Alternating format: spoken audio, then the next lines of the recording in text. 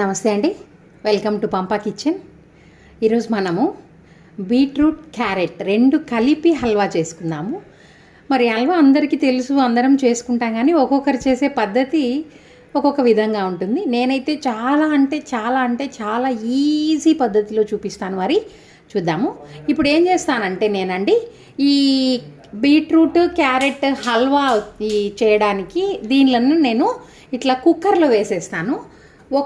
ఒక్కటంటే ఒకటే విజిల్, ఒక్క విజిల్ రప్పిస్తాను. చూడండి, ఈ విధంగా తురుముకున్నాను నేను క్యారెట్ బీట్రూట్ అంతా కలిపి.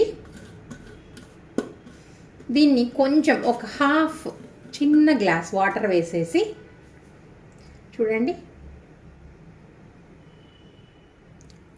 ఇన్ని కూడా పట్టవు, ఎందుకంటే మనకి బీట్రూట్లో చాలా వాటర్ ఉంటుంది. కొన్ని అట్లా వేసేద్దాము. వేసేసి నేను ఇప్పుడు ఏం చేస్తాను, 1 విజిల్ రప్పించేస్తాను. చూద్దాం మరి 1 విజిల్ వచ్చాక ఏం చేయాలన్నది. నేను ఇట్లా కుక్కర్లో వేసిన తర్వాత వాటర్ ఒక్కసారి అట్లా కలిపేస్తున్నా. ఒక్కసారి చూడండి ఇట్లాగా కలిపేసి మూత పెట్టేద్దాము. ఒక్క విజిలే, ఎక్కువ అవసరం లేదు. ఫాస్ట్గా అయిపోవాలంటే ఇదే టెక్నిక్ మనకి. చూడండి, విజిల్ రాబోతుంది.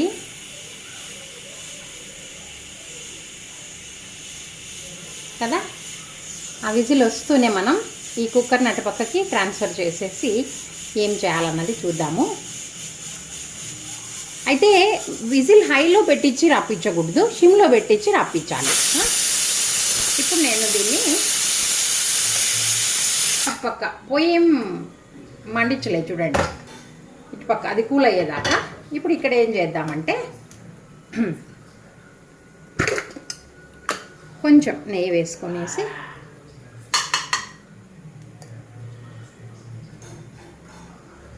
ఒక 3 ఫుల్ స్పూన్స్ నెయ్యి వేసినాను. ఒకవేళ మళ్ళీ ఏమన్నా అవసరం అనిపిస్తే మళ్ళీ అయినా వేసుకుందాము. చూడండి, ఒక 3 ఫుల్ స్పూన్స్ నెయ్యి వేసినాను.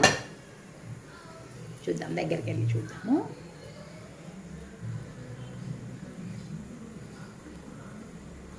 ఇప్పుడు దీనిలో మనం ఇంకా మీరు ఏ డ్రై ఫ్రూట్స్ కావాలంటే ఆ డ్రై ఫ్రూట్స్, నేనైతే హల్వాకి జీడిపప్పు తప్ప ఏం వేసుకోనండి, జీడిపప్పు మాత్రం వేసి వేయిస్తాను.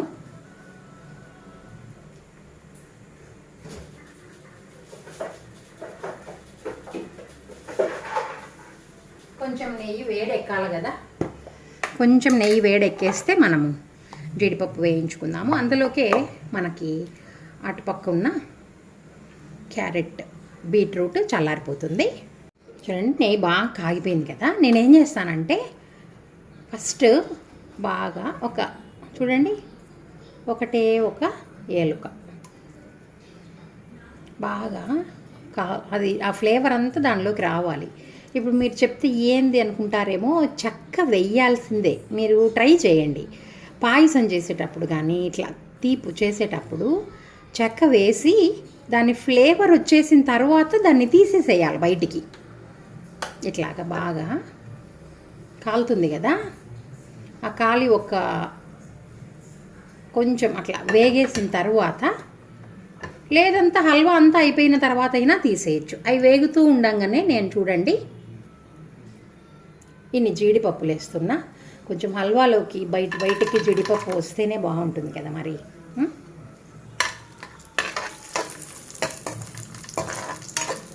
మీకు ఎండు ద్రాక్ష కావాలి, ఎండు ద్రాక్ష అనే కాదు, మీరు ఏ రకమైన డ్రై ఫ్రూట్ ఇష్టపడినా అవన్నీ వేసుకోవచ్చు. సారపప్పు ఏ కావాలన్నా వేసుకోవచ్చు. నేనైతే ప్రస్తుతానికి జీడిపప్పు వేస్తున్నాను. ఇవంతా కూడా ఖచ్చితమైన పాయింట్కి తీసేయాలి, లేకపోతే మనం వేసి కూడా వేస్ట్ కదా. కుక్కర్ ఎందుకు వాడతానంటే నేను హీట్ ఎక్కువసేపు ఉంటుంది. ఆఫ్ చేసేసినా కూడా ఇది వేగిపోతుంది. ఇది చల్లారిందేమో చూద్దాం.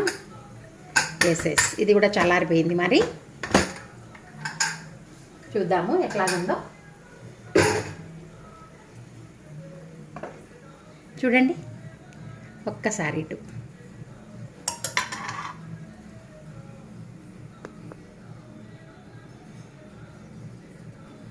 కదా, మనం వేసిన నీళ్ళల్లో కొంచెం మిగిలినాయి చూసారా కదా, కనిపిస్తుంటుంది. ఇప్పుడు దీన్ని ఎత్తి దీంట్లో వేసేస్తాను నేను, చూద్దాము ఒకసారి.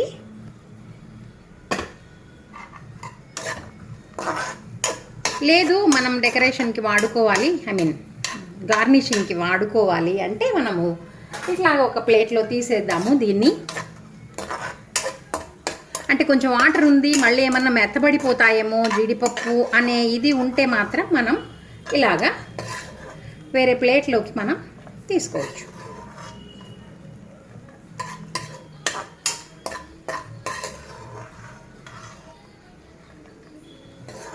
అన్నీ తీసేసుకుందాము. నేను చెక్క కూడా తీసేసినాను కదా. చెక్క కావాలంటే పెట్టుకొని హల్వా అంతా అయిపోయిన తర్వాత ఆ చెక్క తీయచ్చు, బాగుంటుంది ఫ్లేవర్. మీరు ట్రై చేయాలా కొత్తది ఏదైనా చెప్పినప్పుడు, బాగుంటేనే కదా మరి, లేకపోతే ఆ డిష్ అంతా స్పాయిల్ అయిపోతుంది కదా. ఇట్లాగా మనము జీడిపప్పు అంతా సపరేట్గా తీసి పెట్టుకునేసి ఏం చేద్దామంటే ఇది ఉంది కదా, ఈ అంతా వేసేద్దాం. సిమ్లో పెట్టినాను.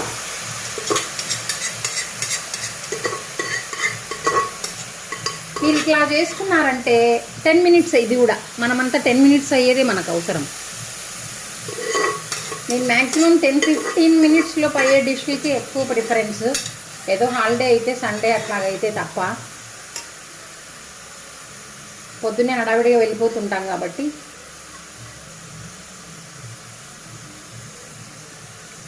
ఎక్కువసేపు కిచెన్లో, మన కేర్ ఆఫ్ అడ్రస్ ఎప్పుడు కిచెనే కాకూడదు కదా, కాబట్టి ఇట్లాగా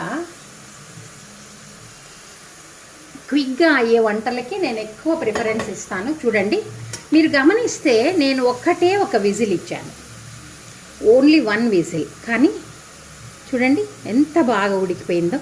అయితే హైలో పెట్టకూడదు, సిమ్లో పెట్టి 1 విజిల్.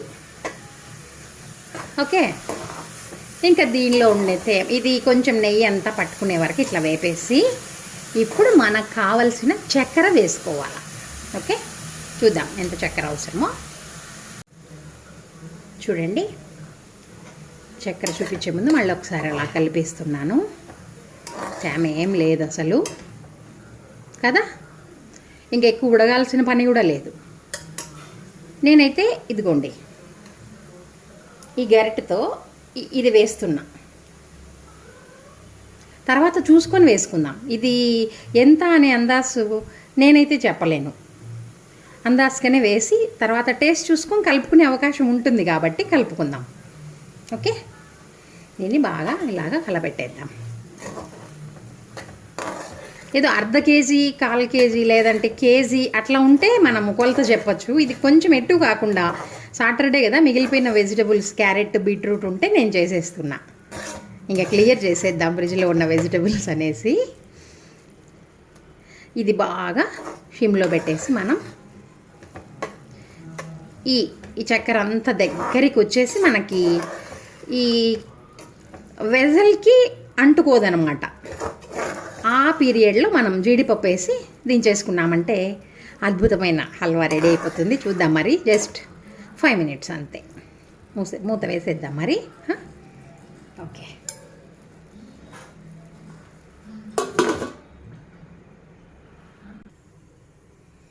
మరి 5 మినిట్స్ అయిపోయింది, ఒకసారి చూద్దాము. చూడండి,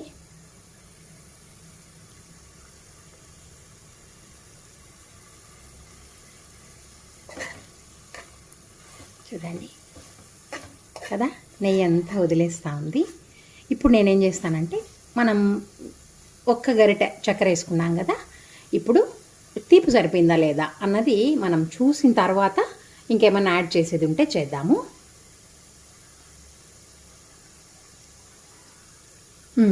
కొంచెం 1-2 స్పూన్లు ఏమైనా తక్కువ అవుతుంది. చూడండి, 2 స్పూన్స్, ఎక్కువ యాడ్ చేయకూడదు. చూడండి, కొంచెమే చేసేసి బాగా కలిపేద్దాము. కలిపేసి ఇప్పుడు మనము ఇందులో చెక్క వేసాను కదా నేను, చెక్క యాలుక ఇక్కడ ఉంది, వెతుకుదాం కొంచెం. ఇదిగోండి ఇక్కడ దొరికింది చెక్క. చూడండి, ఈ చెక్కని తీసేద్దాం మనం. ఈ చెక్కని తీసేస్తాను నేను. మనకి యాలకులు ఉన్నా ఏం కాదు. ఓకే, ఇంకా ఈ జీడిపప్పులు ఉన్నాయి కదా మనం కాల్చుకున్నవి, కొన్ని వేద్దాం, కొన్ని గార్నిషింగ్కి పెట్టుకుందాం.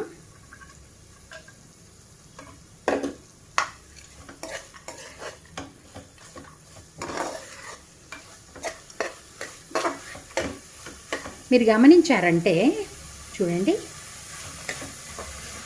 నెయ్యి అంతా వదిలేస్తుంది కదా.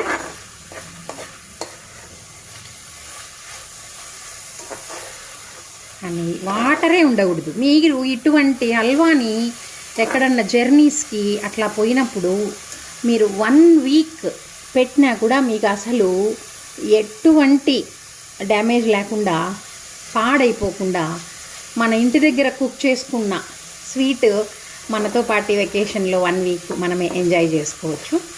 ఇలాంటివి ప్రిఫర్ చేసుకున్నామంటే మనం బయటికి పోయినా కూడా బయట కొనేది లేకుండా మనీ సేవ్ చేయొచ్చు. ఆరోగ్యానికి ఆరోగ్యము. గమనించారా, నెయ్యి అంతా వదిలేస్తుంది చూడండి. బాగా గుమ గుమ గుమ వాసన అయితే అస్సలు ఇంకా అదిరిపోతుంది. ఇంకొక 2 మినిట్స్ అట్లాగా పెట్టి అంతా సెటరైట్ అయిన తర్వాత నేను మీకు డిష్ అవుట్ చేసి చూపిస్తానండి. ఇంత ఈజీ బీట్రూట్ క్యారెట్ హల్వా. నేనైతే అసలు పాలు ఇట్లాంటివి ఏం వేయను. అంటే మనం ఇన్స్టెంట్గా చేసుకొని ఈరోజు రేపు తినాలన్నప్పుడు మనం పాలు వేసుకోవచ్చు. నాకైతే పాలతో తినే అలవాటు అయితే లేదు. నేనైతే ఇట్లాగే ఒక 2 హైలో అయితే 2, సిమ్లో అయితే 1 విజిల్ తెప్పించేసి కావలసినంత చక్కెర వేసుకున్నామంటే అయిపోతుంది. మరి డిష్ అవుట్ చేసి చూపిస్తాను, చూద్దామండి. మరి చూడండి, మనకి అయిపోయింది హల్వా అని ఎట్లాగా తెలుస్తుంది అంటే ఇట్లా ముద్దకు వస్తుంది చూడండి, దగ్గరికి వచ్చేస్తుంది కదా, దూరం దూరం పోదు, ఇంకా ఇట్లాగ వచ్చేస్తుంది ముద్దగా. అప్పుడు మనకి ఇంకా అయిపోయింది అని గుర్తు. ఓకే, ఇంకా ఇప్పుడు నేను చూడండి ఇట్లా ముద్దగా దగ్గరికి వచ్చేస్తుంది. మనం కలుపుతుంటే విడివిడిగా పక్కకి వెళ్ళదు, ముద్ద ముద్దగా కట్టుకుంటూ ఉంటుంది అన్నమాట. అది మనకి కేసరి ముద్ద కట్టుకుంటా చూడండి, అట్లా ముద్ద కట్టుకుంటుంటే అయిపోయింది అని గుర్తు. ఇప్పుడు ఇంకా మనం స్టవ్ ఆఫ్ చేసేసుకున్నామండి.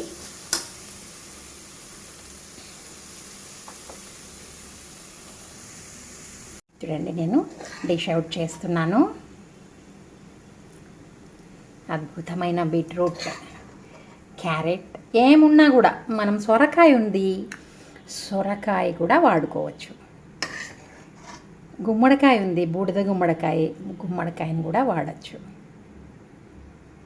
ఓకే, మరి చూస్తున్నారు కదా ఎంత ఈజీగా, ఓన్లీ వితిన్ 10 మినిట్స్లో మనకి అద్భుతమైన బీట్రూట్ క్యారెట్ హల్వా రెడీ. చూసారు కదా, మరి ఇటువంటి హల్వాని మీరు కూడా ట్రై చేయండి. ట్రై చేసి టేస్ట్ చేసి మీకు ఈజీగా ఉందా ఈ మెథడ్, ఉంటే టేస్టీగా ఉంటే కామెంట్ చేయండి. Please like, share, comment. ఇంకా ఎవరైనా సబ్స్క్రైబ్ చేసుకోకపోతే సబ్స్క్రైబ్ చేసుకోండి. ఇటువంటి అద్భుతమైన, సులభంగా, మంచి రుచితో ఉండే వంటకాలు మరెన్నో చూద్దాము. Thank you.